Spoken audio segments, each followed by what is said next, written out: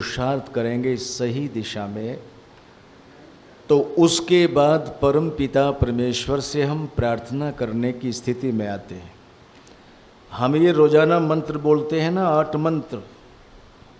इन मंत्र में अंतिम मंत्र हमने बोला, अग्ने नय सुपथा राय स्मान विश्वानि देव वयुनानि विद्वान।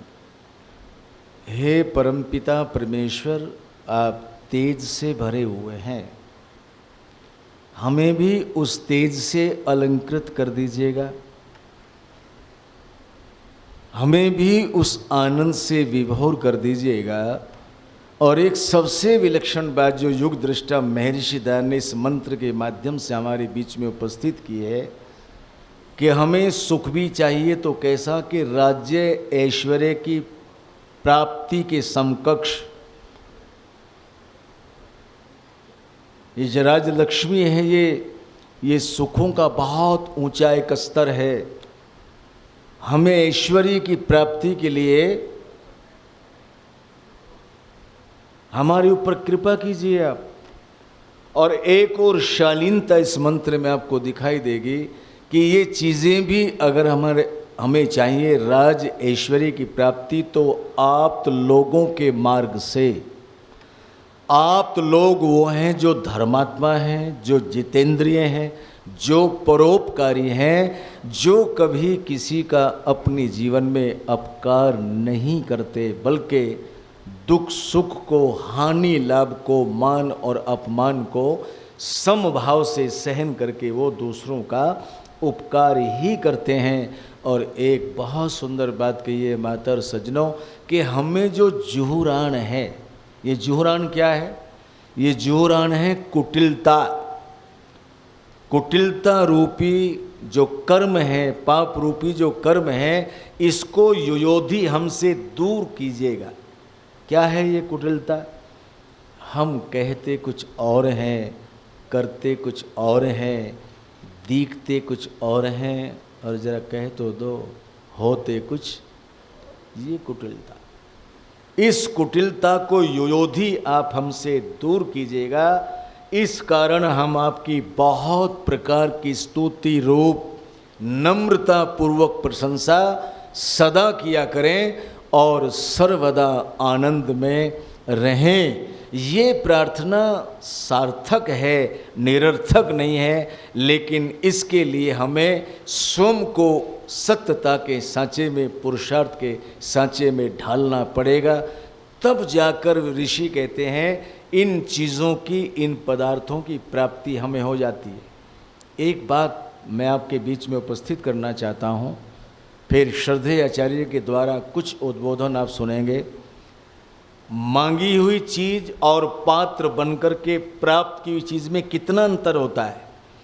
हमारे सामने कोई भिक्षुक आ जाए और कहा कि मुझे कुछ दो, तो हम कभी कभी इसको क्या करते हैं, प्रताड़ित कर देते हैं, ताड़ना कर देते हैं, जाओ हमारे पास नहीं है। और अगर हम उसकी दलित अवस्था को देख करके विनीत होकर के कुछ दें भी, तो जो उसे चाहिए उतना हम नहीं दे पाते। अच्छा, दे पाते हैं क्या? नहीं दे पाते। लेकिन परम पिता परमेश्वर ऐसा दानी, ऐसा दयालु कि अपेक्षाओं से भी ज़्यादा कहीं उसने सृष्टि को रचा करके हम सबको प्रदान किया है। इसमें किसी प्रकार के सुख की कोई कमी न तो पहले थी और न आज है, क्योंकि उसकी सृष्टि में, उसके कृतित्व में किसी प्रकार का कोई अभाव नहीं है और न कभी होगा। तो बात क्या थी? बात ये थी कि एक बुढ़िया माता एक शहर में रहती थी और वो भिक्षा लेकर के अपने जीवन को चलाती थी। पिछले दिनों मैंने अखबार में पढ़ा कि एक भिक्षुका ने 1 करोड़ रुपए इकट्ठे किए भिक्षा के रूप में और उसने एक हॉस्पिटल खुलवा दिया छोटा सा। तो मुझे लगता है कि इस प्रकार से भिक्षुक बनकर के लेना सार्थक तो हो गए। किसी ने आपने कुछ दिया, उसने संचित किया और उसने एक परोपकार के रूप में अपने आप को उकेर दिया। अभी एक व्यक्ति ने प्रधानमंत्री को उद्बोधन करके लगभग 600 करोड़ रुपए राष्ट्र की सेवा में अर्पित कर दिया और कहा कि हमारे पास जितना भी ये कुछ है बहुत पर्याप्त है, हम जाने की तैयारी में, इसलिए इस धन का हम करेंगे भी क्या, तो राष्ट्र के लिए अर्पित है। एक पक्ष ये लेकर के निकली एक छोटा सा पात्र अपने हाथ में सज्जनों, और जो ही निकली कहते हैं कि उसे एक देवदूत मिला और उसने बड़े प्यार से संबोधन करके कहा, माँ कहाँ जा रही हो? इसने कहा, बेटा मैं तो भिक्षा मांग करके अपने जीवन को चलाती हूँ, वहीं जा रही हूँ। उसने कहा, अगर मैं आज आपको 1 रुपया दे दूँ तो? इसने कहा, मैं आज भिक्षा नहीं लूँगी। फिर कहा कि मैं तुम्हें 10 रुपये दूँ तो? कि 10 दिन भिक्षा नहीं करेंगे।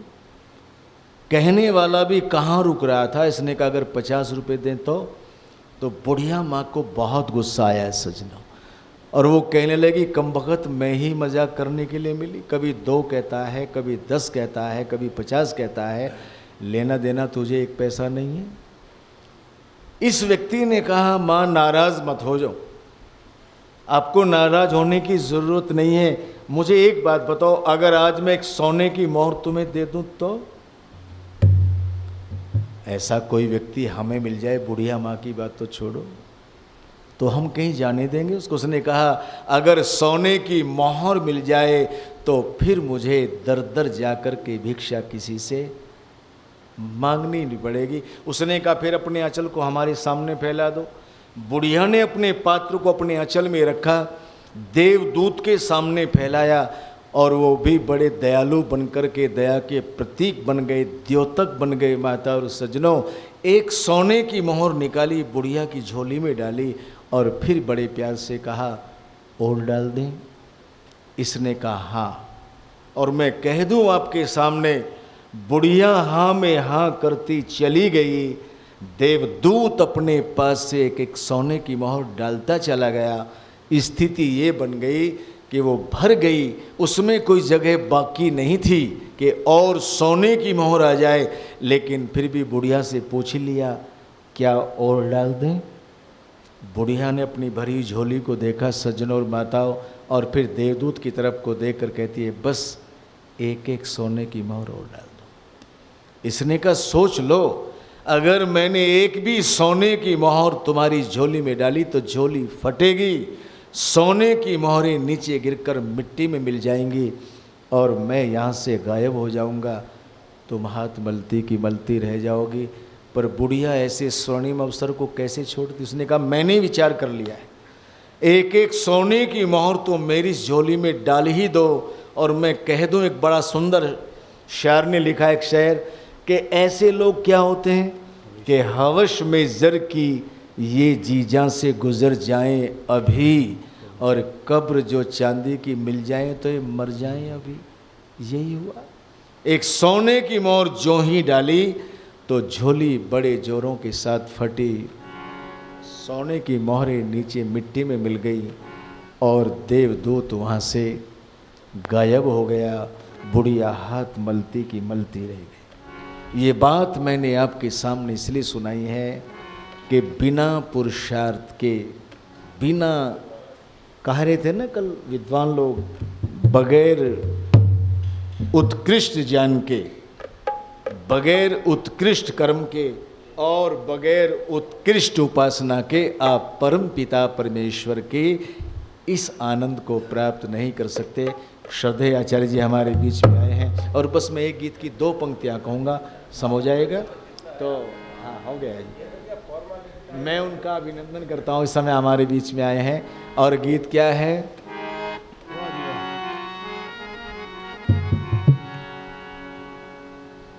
बहुत अच्छा गीत है, पंक्तियाँ बस थोड़ी सी सुना करके मैं वाणी को विराम दूंगा।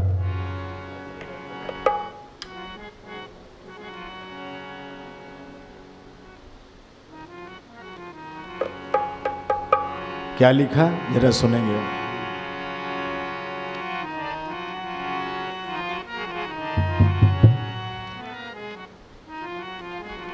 गुरुजी के शब्द हैं पंडित शोभाराम प्रेमी के, सुना करके मैं उन 2 पंक्तियों गीत शाम को पूरा कर देंगे। क्या कि मन के अंधेरे मेरे दूर कीजिए, साहित्य भी है और समर्पण भी है। और आप भी अगर गुनगुनाना चाहते तो गुनगुना सकते हैं, क्योंकि गाना आए या ना आए, गाना चाहिए कभी कभी। मन के अंधेरे मेरे दूर कीजिए, करुणा निधान, करुणा निधान, करुणा निधान मेरी खाली झोली जान से भरपूर कीजिए। मन के अंधेरे मेरे दूर कीजिए, और मन के अंधेरे मेरे दूर कीजिए। करुणा निधान, करुणा निधान, करुणा निधान मेरी खाली झोली जान से भरपूर कीजिए। मन के अंधेरे मेरे दूर कीजिए, हो मन के अंधेरे मेरे दूर कीजिए। और कैसे दूर होंगे वो? देने को दयालु तेने सब कुछ दे दिया, देने को दयालु तेने सब कुछ दे दिया। दोष मेरा मैंने उपभोग ना किया, और दोष मेरा मैंने उपभोग ना किया। सृष्टि भोग का हमें सहूर दीजिए, सृष्टि भोग का हमें सहूर दीजिए। करुणा निधान, करुणा निधान, करुणा निधान मेरी खाली झोली जान से भरपूर कीजिए। मन के अंधेरे मेरे दूर कीजिए। जब तक प्राण इस तन में चले, बोल लीजिए एक बार। जब तक प्राण इस तन में चले, भद्र भावनाएं मेरे मन में पले, के भद्र भावनाएं मेरे मन में पले। अभद्र भावनाओं को काफूर कीजिए, अभद्र भावनाओं को काफूर कीजिए। करुणा निधान, करुणा निधान, करुणा निधान मेरी खाली झोली जान से भरपूर कीजिए। मन के अंधेरे मेरे दूर कीजिए, हो मन के अंधेरे मेरे दूर कीजिए।